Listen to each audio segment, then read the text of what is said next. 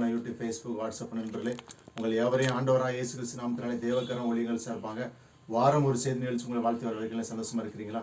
நீங்கள் எல்லாரும் சந்தோஷமா இருப்பதை கர்த்தருக்குள் விசுவாசிக்கிறேன். இந்த நாளிலும் காட்ஸ் பீஸ் என்கிற தலைப்பிலே நாம் தியானம் செய்ய போகிறோம். தேவ சமாதானம் என்கிற தலைப்பிலே நாம் தியானம் செய்ய போகிறோம். அதற்கு ஆதாரமாக எடுத்துக்கொண்ட வசனம் யோவான் 14:27, என்னுடைய சமாதானத்தையே உங்களுக்கு கொடுக்கிறேன்.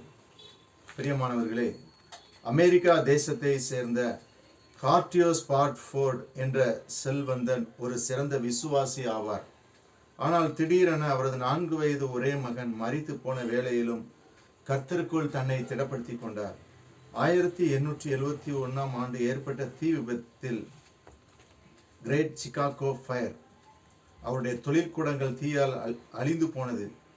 மிகவும் சோர்வடைந்த கார்டியோ ஸ்பாட்ஃபோர்ட் சில நாட்கள் தனது மனைவி மற்றும் 4 பெண் பிள்ளைகளுடன் இங்கிலாந்து செல்ல ஏற்பாடு செய்தார்.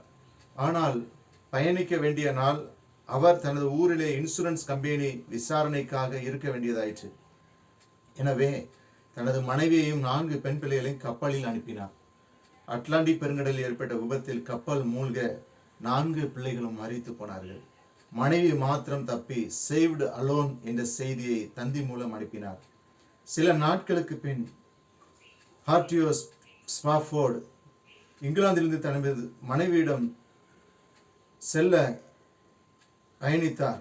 நடுக்கடலில் கப்பல் கேப்டனர் அழைத்து மேல்தளம் கொண்டு சென்று, இதுவே உங்களுடைய பிள்ளைகள் மரித்த இடம் என்றார். ஸ்பாட்ஃபோர்ட் கைகளை பரத்துக்கு நேராக உயர்த்தி ஜெபித்த வேளை ஆவியானவர் இயற்கைக்கு அப்பாற்பட்ட சமாதானத்தை நதியைப் போல அவர் மேல் ஊற்றினார். அன்றே உலகமெங்கும் ஆறுதலின் கீதமாக பாடப்படும் ஒரு பாடலை உலகிற்கு அனுபவமாக எழுதினார்.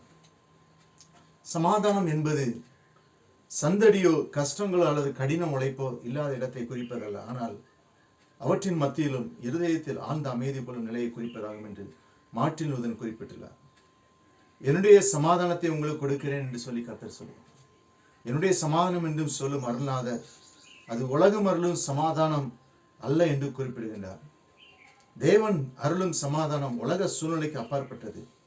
எனவே பவுலடிகளார் பிலிப்பியருக்கு பிலிப்பியர் 4:7 எல்லா புத்திக்கும் மேலான தேவ சமாதானம் என்று எழுதியுள்ளார். தேவ சமாதானத்தை நம்முடைய இருதயங்களிலும் நம்முடைய சிந்தைகளிலும் எவ்வாறு பெற்றுக்கொள்கிறோம் என்பதை 3 காரியங்களை குறித்து நாம் பார்க்க போகிறோம்.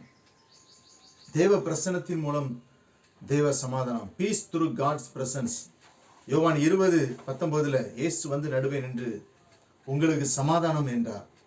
இயேசு மரித்து உயிர்த்த பின் சீசர்கள் யூதர்களுக்கு பயந்ததால் கதவுகளை பூட்டி உள்ளே இருந்தபோது இயேசு அவர்கள் நடுவே பிரசன்னமாகி உங்களுக்கு சமாதானம் என்றார். 2வதாக தேவ வார்த்தையின் மூலம் சமாதானம், பீஸ் த்ரூ ஹிஸ் வேர்டு. சங்கீதம் 119:165 உம்முடைய வேதத்தை நேசிக்கிறவர்களுக்கு சமாதானம் உண்டு, மிகுந்த சமாதானம் உண்டு. தேவ வார்த்தை சுவையான பாதையில் நம்மை நடத்தும் போது நாம் சமாதானத்தில் காக்கப்படுவோம். தேவ வார்த்தை நாம் சோர்வற்ற வேளையிலும் நம்மை தேற்றி பலப்படுத்தும் வல்லமையுடையது. நெருக்கமான சூழ்நிலையில் சங்கீதக்காரன், அதுவே என் சிறுமையில் எனக்கு ஆறுதல், உடைய வாக்கு என்னை உயிர்ப்பித்தது என்று சங்கீதம் 119:50 பாடுகின்றார். மேலும் உமது வேதம் என் மனமகிழ்ச்சியாக இராதிருந்தால் என் துக்கத்திலே அழிந்து போயிருப்பேன் என்று சங்கீதக்காரன் சங்கீதம் 119:92 குறிப்பிடுகிறார். 2வது உலகப் போரில் ஜெர்மானியர் இங்கிலாந்தின் மேல் குண்டுமலை பொழிந்தனர். அநேகர் இரவில் வீடுகளை விட்டு பதுங்கு குழிகளிலும் பாதாள அறைகளிலும் தங்கினர். ஆனால் ஒரு கிறிஸ்தவ பெண் தைரியத்துடனும் சமாதானத்துடனும் தன் வீட்டில் தங்கியிருப்பதை கண்டு வேந்தனர். அண்டை வீட்டுக்காரர் பதிலாக அந்த விசுவாசி இஸ்ரவேலை காக்கிறவர் உறங்குவதில்லை தூங்கும் என்று அறிவித்தார். வேத வாக்குத்தத்தங்களை உறுதியாக பற்றி கொண்டால் போராட்டங்கள் நடுவிலும் சமாதானம் உண்டு. 3வதாக பீஸ் த்ரூ காட் ஸ்பிரிட், தேவ ஆவியானவர் மூலம் சமாதானம். கலாத்தியர் 5:22 ஆவியின் கனியோ அன்பு, சந்தோஷம், சமாதானம். ஆவியின் கனியின் 3வது சுவை சமாதானம். சமாதானத்தை உள்ளங்களில் ஊற்றுகிறவர் ஆவியானவரே. என்னுடைய சமாதானத்தை உங்களுக்கு கொடுக்கிறேன் என்று யோவான் 14:27 வாக்களித்த இயேசு இவ்வாறு சமாதானத்தை கொடுக்கிறார். பிரியமானவர்களே, ஆவியானவரே நம்மை தேற்றுகிறவர் என்பதை நாம் உணர்ந்து கொள்ள வேண்டும். பிரியமானவர்களே, ஏசாயா 66:13 ஒருவனை அவன் தாய் தேற்றுவது போல உங்களை தேற்றுவேன், நீங்கள் எருசலேமிலும் தேற்றப்படுவீர்கள் என்று ஏசாயா தீர்க்கதரிசி உரைக்கின்றார். எருசலேம் தேவனுடைய ஆளுகையின் நகரம், அது பரிசுத்த நகரம், அது மகாராஜாவின் நகரம் என்று சங்கீதம் 40 குறிப்பிடுகிறது.